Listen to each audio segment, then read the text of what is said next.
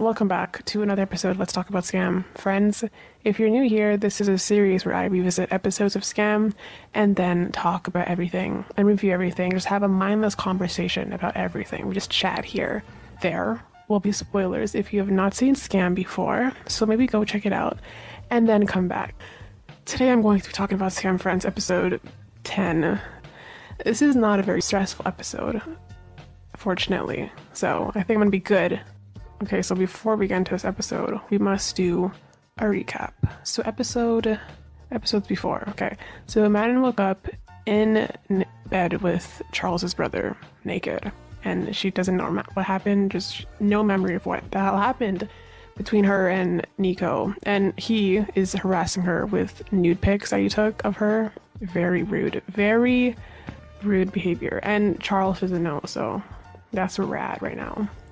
Okay, so we open up with this episode with Manon in bed, sad. She's very depressed, very down, understandably, of what happened, right?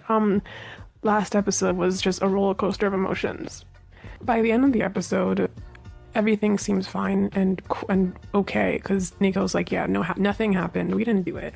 And Manon's like, hell yeah, okay, fine, wow, this is great, I'm happy again. And then she goes to tell Charles, well, not tell him about that, but you know, that we're good now. But then Nico, he messages her the nude pics of her, and now we're sad again, because Nico's a dick. He's a dick, and we don't like him. So Lisa and Mika are trying to get Manon to talk. They're trying to talk to her. God, I love Lisa and Mika in this one. They're so cute. Lynn and Eskil are cute in all of the remakes. If I remember correctly, they are. Wait a second. I don't think we have a Lynn in Skam Italia, but they're a fun duo. They're very entertaining. They should have got a season. Why didn't at least Eskil get a season? No, or maybe Lynn. Okay, we know nothing about Lynn. What's Lynn's last name? We don't know. We don't know anything about them, but they're pretty entertaining. So yeah, Lynn and Mika are trying to get Manon's attention because she's just holed up in her room all day, all sad. And I just realized that she never tells Lisa and Mika about her situation. I mean, later on when everything is fine again, nothing really happened, and we're happy. Yeah, she never tells them what happened though. That I think this happened to me, you know, the whole thing with Nico. She never talks to her roommates about it. Like, they're not just roommates, right? They're pretty close friends. Lisa's her cousin, so I thought, well, I guess maybe not. She told her friends, and I guess that's all that, and that's the only, no one else has to know. Okay. So later, Manon is still in bed, still sad, and Charles texts her and asks if she wants to go out. Manon says no. She tries to tell him to just stay home and study. She's like, yeah, you should probably just study, you know, because exams are coming up and stuff, so that's more important than our relationship, so you better go do that, Charles. And Charles really wants her to come out with him, but Manon is not feeling it. She tells him that she's sick, and Charles says, d'accord. And, you know, I'm really starting to enjoy Manon and Charles' relationship. I know last episode, there was kind of setback for me. And the episode before, I think it was episode 7 when I said that I was enjoying them, or was it 8? I can't remember, but I remember saying that I was really feeling them at a moment. A really cute moment on the bus when they're just staring at each other, because they were the staring is so Nora and William. It was such a Nora Helm thing to do, and my respect for them went through the roof. But I imagine it will come back down to the ground later on, because a lot of annoying shit does happen in later episodes, unfortunately. I just really enjoyed that little texting moment, because he was like, come on, come out with me, let's hang.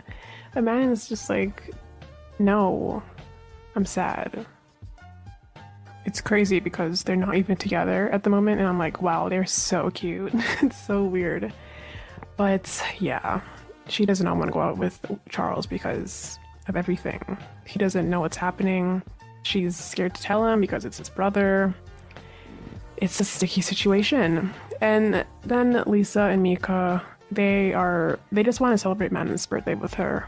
And once again, they're so cute. I love their banter. It gave me a chuckle in this sad episode. But yeah, Manon tells them she's not hungry when they offer her some birthday breakfast. Manon tells them she's not hungry. And by the way, there's never any indication that Manon's birthday is going to happen. It's never nothing, like no one ever talks about it. Like, it's so random. And it sucks because all that crap with Nico happened just a few days before her birthday. In OG, the occasion was the 17th of May, Constitution Day. But since it's a different culture, different place, I'm guessing they changed it to Man's birthday as the special occasion. And it works totally well. It doesn't take from the story at all. Well, Mika, of course, knows that something is wrong with Manon, but he doesn't press her. He tells her to eat, and he gives her until the end of the day to talk. He's like, yeah, Manon, by the end of the day, you have to tell me what's happening with you. Okay, we're gonna have a conversation, a heart to heart. But it never happens. I wish that she told Mika what happened. Him and Lisa. She's known them longer than she's known her friends and William. So, I mean Charles. Anyways, it's later now. She's trying to work on her essay for school. While Manon is working on her essay that she can't focus on, she gets a message from Nico the pedo. He's just harassing her as if he doesn't have anything better to do. Doesn't he have a job? Doesn't he go to school? Doesn't he have friends? This guy is literally blackmailing a 16-year-old in his free time. Could be doing anything else, you asshole. But anyways, Manon asks him what happened between them, because she can't remember, and he's just holding back information because he's a piece of crap. And he asks Manon to meet him somewhere, and Manon agrees, but in a public area. Very smart, and he agrees. And then Mika comes in and reveals he called Charles. Okay, but what if Charles and Manon were having issues, Mika? What if he didn't want to see her? What if he was the reason why she was being sad and you just called him? They aren't married. God, why not call one of her friends? Anyways, he should have asked her. But yeah, Mr. I Only Wear Black is there now. God, he's so tall. I said that before, he's so tall. Manon's, only her forehead reaches his chest because he's so tall. Or maybe she's really short. Maybe that's it. I don't know. Anyways, so Charles asks why Manon is hiding in her room, why she's avoiding him. And Manon tries to get rid of him. She's like, get out. I'm sick. I'm gonna get you sick. I'm contagious. Do you want to get sick, Charles? And Charles asks if she still wants to go out with him, if they're still together. And this is when Manon has a little breakdown. She's having a panic attack. It's very sad stuff. It's incredibly heavy. Manon does want to be with Charles, but you know, all that crap.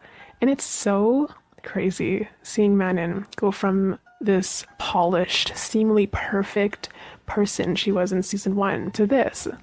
It's pretty jarring. I mean, I know Manon wasn't perfect, but at first she seemed pretty perfect. Nora, right? And it really makes you feel for her. And Charles picks up Manon like a child and carries her outside. It's pretty cute, actually. He's like, you need to get air. We're getting out of here. Yes, we do need to get out of this musty-ass room, though. I love this next scene. Yeah, I said that. I said love. So I loved Something About Skam France Season 2, Episode 10. This episode isn't bad, though. I'm really enjoying it. So, Charles gets Manon out of the house and onto the roof. I think it's the roof of her building, the same roof. And it kind of mirrors their first date because it's nighttime. And Charles gets her a birthday cake. What the hell? Where did he get that from? Did he carry that with him when he came over, when Mika called him? Did he just bring a birthday cake knowing that she's sick? I don't think you should eat birthday cake when you're sick. Soup. You should bring a birthday soup. How these? Oh my god, that sounds so good. But anyways, the birthday cake looks interesting. Jesus Christ, there's a lot of shit going on there. It's insane. It's very pretty though. It's a very beautiful cake. It's a great scene though. No words are spoken. No words need to be spoken. Okay, it's Nora and William. It's Manon and Charles. They speak with their eyes and rubbing faces. That's how they don't actually do that in this remake, but still. So after a while, Charles carries Manon to bed. She's asleep. I was not ready for this. I wasn't ready to fall in love again with Manon and Charles. I kind of fall out. I fell out of love with them like the last episode, but I'm back. I'm back up there for now, and it's really nice. Okay, I'm so glad this season is finally starting to pick up, because I was kind of worried at first. I didn't remember this episode being so good. I don't remember enjoying it the first time I watched it. I think that's because I kind of gave up halfway the first time I watched the season, and then later on skimmed through the last few episodes. But anyways, Charles wakes up later on and goes on Manon's laptop. Okay, so it's morning time, and Charles's first thought when he wakes up is to go on Manon's laptop. What? At least in OG, it was I think it was just William looking around Manon's room curiously. But in this, he gets out of bed and is instantly on her laptop. Who does that? That seems kind of sketch. I don't know. I mean, I don't know, nothing happens. I already know what happens. He writes the article for her, but it's so odd that he would just go on her laptop unprovoked. It's not like her the notifications were dinging or anything. So why, Charles? But that doesn't really matter. It's just a short rant. So yes, Charles goes on Man's laptop for seemingly no reason. Was his intention to snoop? I don't know. It wasn't. A first-time viewer, I guess you would be kind of anxious, right? You're probably like, oh my god, he's gonna see the messages from Nico and she's gonna find out about everything. That's definitely what I thought when I first watched it. I think I did. Did I? I can't. It's most likely what I thought when I first watched it. But he doesn't do anything. He sees Manon's messages going off and he silences it. Then it cuts to black. So, is he gonna snoop? Is he gonna find the messages? We don't know. We'll find out in the next episode. It's basically what you're supposed to think by the end of that. They leave it as a cliffhanger, kind of, in this remake. And because in OG, it was still the same episode. All this was in Nora's breakdown, William being there, and then going to the party at Ava's place, and then Nora telling them about everything that happened with Nico. That all happened in one episode. And I guess they were trying to save time.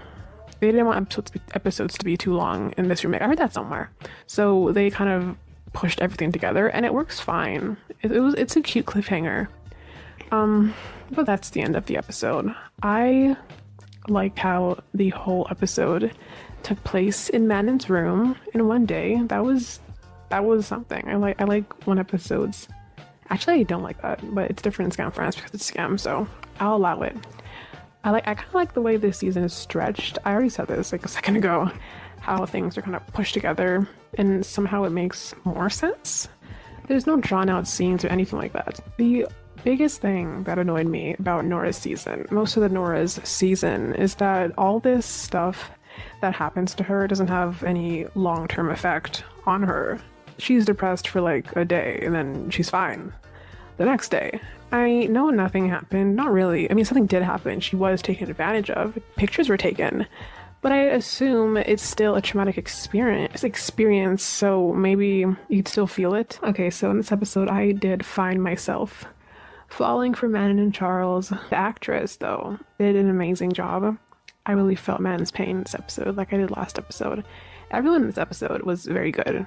I love Lisa and Mika. They're amazing. But things do get annoying in the next episode, I think. I'm pretty sure I'm gonna get really annoyed in the next episode. I expect I'll be very irritated, but I'm ready for it. I'm prepared. Okay, I already went through this with OG Skam. I already went through it, so I'm good. I really shat on the first few episodes of the season, though. Sorry, not sorry. But that's it, fellas. Comment down below what you thought of this episode. If you are viewing this on YouTube, if you aren't, come down to my channel and join the conversation, or start it. And that's all for today's review. Thank you so much for listening. I hope you will stick around for more.